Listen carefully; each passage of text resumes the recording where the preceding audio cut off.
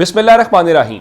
लाखों करोड़ों दुरूदो सलाम मोहम्मद मुस्तफ़ा सल्लल्लाहु अलैहि वसल्लम और आले मोहम्मद पर। मैं हूँ उमर दराज गुंदल। एक तो यूट्यूब चैनल सब्सक्राइब कर लीजिए, दूसरा बेल आइकन के ऊपर क्लिक कर लीजिए ताकि हमारी आइंदा आने वाली वीडियोस आप तक टाइमली और तसलसल के साथ पहुँचते रहे। सुहेल अफरीदी लाहौर आए और पंजाब हुकूमत घबराए तो ये बात समझ आती है, लेकिन अब ऐसे में जब आपकी विफाकी हुकूमत हो, ऐसे में जब आपको जहाँ से थपके मिलनी चाहिए, तहरीक इंसाफ तो कहती है ना हमारा एक पेज है, अब तो सिलेबस एक है, अब तो कोर्स एक है, तो अगर अब भी आप घबराएं तो फिर बात समझ में नहीं आती। और फिर जब एक गाना भी वो जिसमें इमरान खान का नाम आ जाए कहीं, आप जानते हैं कि 2024 के इलेक्शन में तहरीक इंसाफ के लिए एक बड़ा वायरल गाना था नक द कोका, वो मलकू ने जो गाया। अब हुआ एक लाहौर में वार्ड सिटी अथॉरिटी ने एक प्रोग्राम कराया, शालामार बाग के अंदर वो उनकी जानिब से मुख्तलिफ प्रोग्राम्स कराए जाते हैं। इसमें अवामुन्नास को शिरकत की दावत दी जाती है।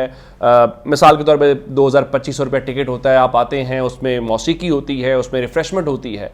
अब वहाँ पर एक ऐसा ही मौसीकी का प्रोग्राम था और उस मौसीकी के प्रोग्राम के अंदर वहाँ पर कुछ जो गुलकार थे उनकी तरफ से ये जुर्म किया गया कि उन्होंने वहाँ पर एक जो नक द कोका वाला गाना है वो गाना गाया, और जो कवाल फराज खान उनके हमनवा हैं, तो चांदनी रातों के नाम से एक कवाली और म्यूजिकल नाइट थी। उसके अंदर वहाँ पे हुआ क्या कि अब बाकायदा तौर के ऊपर ये गाना गाने पर जो कवाल फराज खान है उनके खिलाफ FIR दर्ज की गई है, और ये जो इंचार्ज शालामार बाग हैं उनकी मुद्दत के अंदर शालामार के अंदर ये थाना मुकदमे दर्ज किया गया है। और उसमें क्या कहा गया है, और उसमें कहा गया जी ये एक सरकारी प्रोग्राम था और वहाँ पर जो गाना उनका जी मैंने फरमाइश पे गाया, सारे लोग आए हुए होंगे और कोई इमरान खान का मतवाला होगा, उन्होंने कह दिया होगा कि कैदी नंबर 804 का गाना सुना दें, तो उन्होंने कहा होगा देखें लोगों की फरमाइश पूरी करनी चाहिए। अब फरमाइश पूरी करने के बाद जो है तो कवाल फराज खान ने कहा मैंने तो मजबूरी में गाना पेश किया। वो जो मजबूरी में उन्होंने गाना पेश किया तो उनके खिलाफ बाकायदा मुकदमा दर्ज हो गया। बल्कि यहाँ तक नहीं है, वार्ड सिटी ने अपने 3 अफसर भी मुअत्तल कर दिए हैं इस बुनियाद के ऊपर कि आपने गाना गाया क्यों है।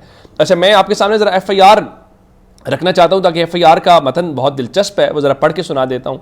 तो ये सारी बातें करने के बाद जी उन्होंने कहा कि चूँकि इस तकरीब में किसी किस्म के सियासी मवाद या सियासी नारेबाजी की इजाज़त नहीं होती, मगर तारीख 3/1/2026 को कवाली नाइट के दौरान कवाल बनाम फराज खान और उसके साथी कवालों ने दानिस्ता तौर पर बग़ैर इजाज़त एक सियासी इश्तियाल अंगेज़ नगमा गाया जिसके बोल जेल अडियाला कैदी नंबर 804 हुए थे, जिसे इंतज़ामिया ने बंद कर दिया। उसके नतीजे में अवामी मजमे में जोश व इश्तियाल पैदा हुआ, अमने आमा मुतासर होने का खदशा पैदा हुआ।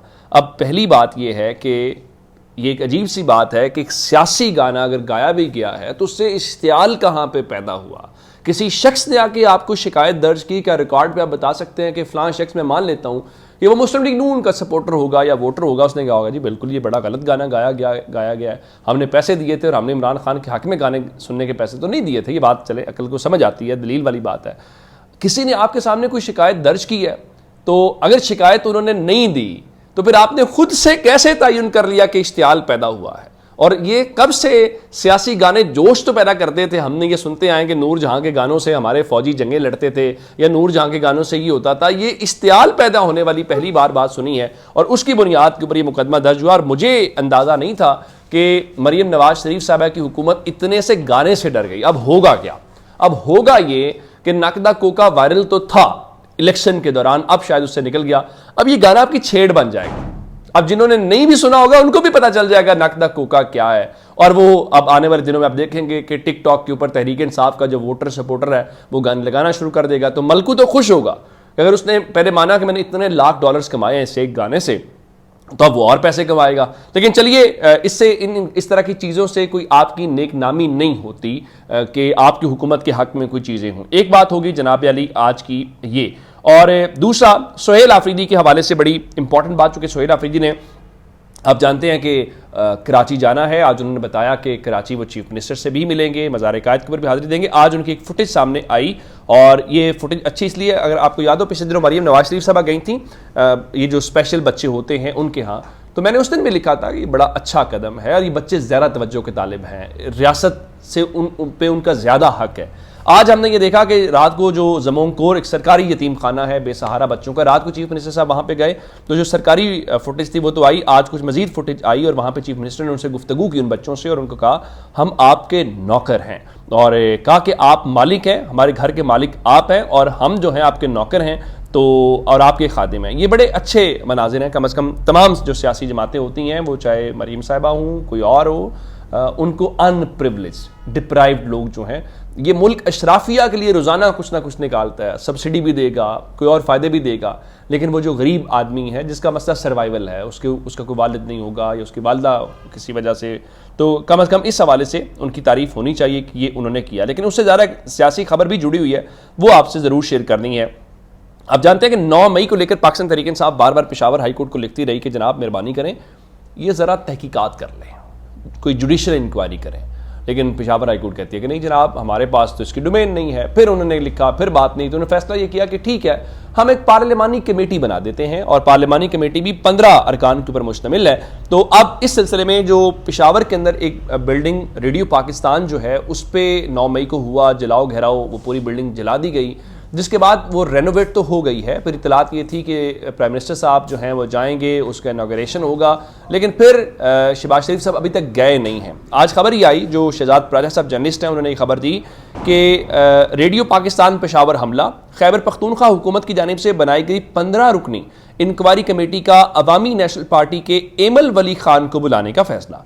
एमल वली खान ANP के वो सदर भी हैं, पिछले दिनों उन्होंने एक तकरीर की थी और उस तकरीर से फिर वो पीछे भी हट गए थे।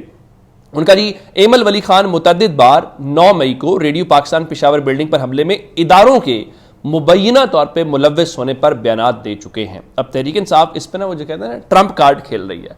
उनका अच्छा एमल वली खान ये कहते हैं तो ठीक है जी, एमल वली खान को बुला लेते हैं और एमल वली खान से पूछते हैं कि आप ये जब ये कहते हैं कि इदारों में मुलव्वस, क्योंकि PTI तो ऑलरेडी कहती है ना कि हमने 9 मई नहीं किया, हमारे खिलाफ साजिश हुई, हमें ट्रैप किया गया। अब तो वो ये भी कहते हैं कि जी हमारे चीफ मिनिस्टर मिलने जाना था उमर सरफराज चीमा साहब को और हसान न्याजी के घर कैंट में, तो हमारे चीफ मिनिस्टर को आपने दाखिल नहीं होने दिया, लेकिन ये कैसे हो गया फलां। तो वो पहले दिन से खान साहब का मौक़िफ़ भी यही है कि आप CCTV लेके आए। हुकूमत कहती है हमने CCTV फुटेज जारी करी, कहते नहीं नहीं ये नहीं, ये तो आपने जारी की ना। हम ये कह रहे हैं कि जीरो से शुरू की, वो टेम्पर्ड ना हो, उसका फोरेंसिक किया जाए कि ओरिजिनल है, कि शुरू कहां से हुआ, पहला बंदा कौन दाखिल हुआ, कहां से। तो खैर ये बातें तो फिर दोनों तरफ से चलती रहती हैं और इल्ज़ामात तहरीक इंसाफ के ऊपर ये होते ही होते हैं। अब सोहेल अफरीदी कराची जा रहे हैं, तो कराची के हवाले से आज हमने ये देखा PTI जो बलूचिस्तान के सदर हैं दाऊद शाह काकड़, वो कह रहे थे जी हम भी उनका इस्तकबाल करेंगे और हमारे जो काफिले हैं वो कराची जाएंगे। और ऐसे में जब कराची और सिंध हुकूमत ये ऐलान कर चुकी हो कि हम रास्ते में कोई रुकावट नहीं डालेंगे, उनको प्रोटोकॉल देंगे, वो जहाँ जाना चाहते हैं जाएंगे, तो लगता यह है कि PTI कराची के अंदर एक बड़ा पावर शो करने में कामयाब हो जाएगी। लेकिन मसला क्या है, हुकूमतें ऐसे ही कहती हैं, जो चीफ मिनिस्टर के नीचे काम करने वाली ब्यूरोक्रेसी होती है, जिसमें एक चीफ सेक्रेटरी और एक IG होता है, दो जो अहम रोल होते हैं, वो उमूमन विफाक से ऑपरेट होते हैं। बिल्कुल वैसे ही जैसे आपने देखा होगा बहुत सारी चीज़ों में पता चलता है जी, एमल वली खान की जब सिक्योरिटी हटाई गई थी तो चीफ मिनिस्टर कहता है कि मैंने ये सिक्योरिटी नहीं हटाई, तो विफाक ने जो है उनको कहा। आज एक और बड़ी अहम डेवलपमेंट थी, हमारे कुलीग हैं, दोस्त हैं मंसूर साहब, उन्होंने आज एक पॉडकास्ट की और वो मलिक अहमद खान जो स्पीकर पंजाब असम्बली हैं, वो बड़े वोकल हैं। मेरे लिए वो आजकल TV के ऊपर ज़रा प्रेजेंस जो बढ़ा रहे हैं, उसमें खबर है। अब अगर कोई वंडर बॉय आता है तो ये भी तो हो सकता है ना पंजाब में भी किसी वंडर बॉय की तलाश हो। तो आज वो बता रहे थे कि जनरल बाजवा को के हवाले से उन्होंने कहा कि जनरल बाजवा से उनका बड़ा बुजुर्गों वाला ताल्लुक है, मुझे उनका एहतराम है, मैं जनरल बाजवा से बाकायदगी से मुलाकात करता हूँ और उनसे फ़लसफ़ा डिस्कस करता था।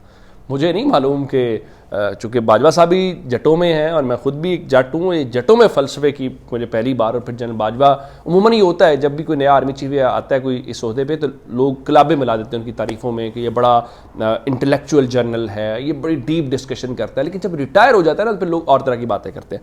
एक बात उन्होंने बड़ी दिलचस्पी, उन्होंने कहा कि जनरल बाजवा ये चाहते थे कि जनरल साहिर शमशाद को आर्मी चीफ बनाया जाए और जनरल आसिम मुनीर जो हैं वो चीफ ऑफ जनरल स्टाफ बनाया जाए। लेकिन शहबाज शरीफ का कहना यह था कि आप नाम भेजें, आपका काम नाम भेजना है, बाकी तो हुकूमत की सवाब दी जाए। ये मलिक साहब की बात दुरुस्त है। शायद वो जो नाम थे साहिर शमशाद मिर्ज़ा का हो या अज़हर अब्बास का हो, मैं इस हवाले से बता देता हूँ कि ये इत्तलात दुरुस्त हैं कि बाजवा साहब का ख्याल ये था कि आसिम मुनीर साहब आएँगे तो तलखी मामलात और इस तरह से हो जाएंगे, तो हम नहीं चाहते ये चीज़ें आगे मूव ऑन हो। लेकिन चूँकि मुस्लिम लीग नून का या नवाज शरीफ साहब का उसमें पॉलिटिकल एक वो बेनिफिशरी होना या उनका एक बेनिफिट होना था, तो उन्होंने कहा नहीं, हम उन्हीं को लगाएंगे और ज़ाहिर उन्हें उसका बेनिफिट मिला, इलेक्शन भी उनको मिल गया, हुकूमत भी मिल गई। अब उन्होंने मज़ीद आगे जो इंतजाम किए, मुझे नहीं मालूम कि उन इंतजाम से उनको कितना फ़ायदा या नुकसान होता है। तो जनाब ये अब तक की अपडेट्स हैं, चैनल आपने सब्सक्राइब नहीं किया कर लीजिए। अपना बहुत सारा ख्याल रखिएगा। खुदा हाफिज़।